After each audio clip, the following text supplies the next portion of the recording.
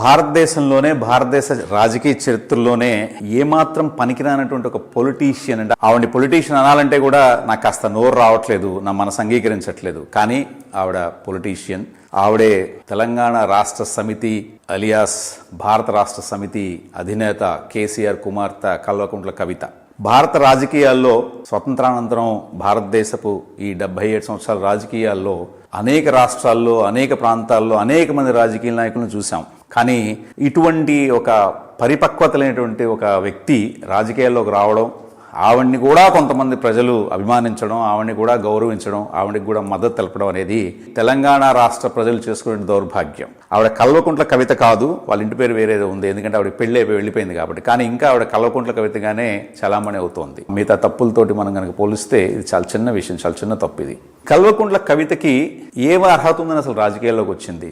చంద్రబాబు నాయుడు గారు పదవి ఇవ్వకపోవడం మూలంగా అలిగి ఉక్రోషంతో తనకున్న మేధస్సును ఉపయోగించుకుని ఒక పార్టీ పెట్టుకుని ఎప్పుడో పడిపోయినటువంటి రాష్ట్ర విభజన అంశాన్ని మళ్లీ నెత్తినేసుకుని దానికి కొండా లక్ష్మణ్ బాపూజీ గారు, ప్రొఫెసర్ జయశంకర్ గారు, ఇంకా చాలా మంది మేధావులు మద్దతు తీసుకుని పబ్బం గడుపుకోవడం కోసం ఈ తెలంగాణ ఉద్యమాన్ని తీసుకొచ్చి ప్రజల్లో ఉన్నటువంటి భావోద్వేగాలను రెచ్చగొట్టి అధికారంలోకి వచ్చి అతి నికృష్టమైనటువంటి ప్రపంచంలో ఉన్నటువంటి రాజకీయ పార్టీలు అన్నిట్లోకి నికృష్టమైనటువంటి కాంగ్రెస్తో చేతులు కలిపి రాష్ట్రాన్ని విభజించి ఇప్పటికి ఈ క్షణం వరకు కూడా రాష్ట్ర విభజన వల్ల తెలంగాణ ప్రజలకి ఏమి ఒరిగింది, ఏమి ప్రయోజనాలు చేకూరాయి అనేది ఎవరు ఒక్కళ్ళు కూడా స్పష్టంగా చెప్పలేనటువంటి విషయం. కేసీఆర్ తను తీసుకొచ్చినటువంటి ప్రత్యేక తెలంగాణ వల్ల లబ్ధి కనుక జరిగి ఉండుంటే ప్రభుత్వం మారుండేది కాదు.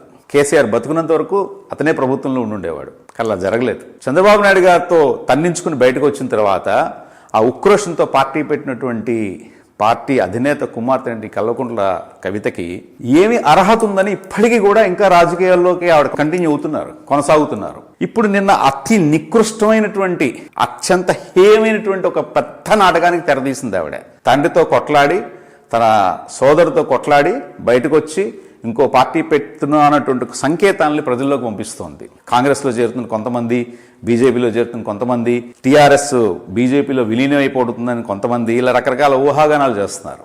ఆవిడ ఎక్కడ ఉన్నా, కాంగ్రెస్లో ఉన్నా, టీఆర్ఎస్లో ఉన్నా, బీఆర్ఎస్లో ఉన్నా, బీజేపీలో ఉన్నా, అసలు రాజకీయాల్లో ఉన్నా ఒక ఉపయోగకరమైనటువంటి పని జరిగింది లేదా ఈవిడ ఉండడం మూలంగా ఈ పని జరుగుతుంది అని ఎవరైనా తెలంగాణ రాష్ట్రంలో ఉన్నటువంటి 4-5 కోట్ల మంది జనాభాలో ఎవరైనా ఒక్కళ్ళని చెప్పగలరా?